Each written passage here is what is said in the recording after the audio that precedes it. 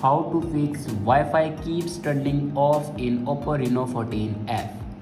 So let's start the video. First of all, check your internet connection works properly or not. If it doesn't work properly, then update your internet connection. After that, open your settings.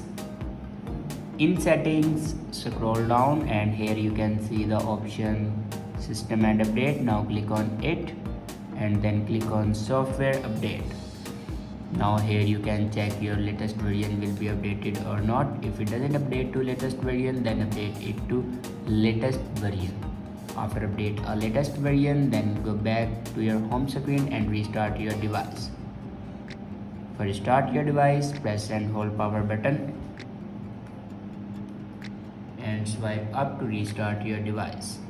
After doing these steps, your problem will be fixed. I hope this video is helpful for you. Thanks for watching.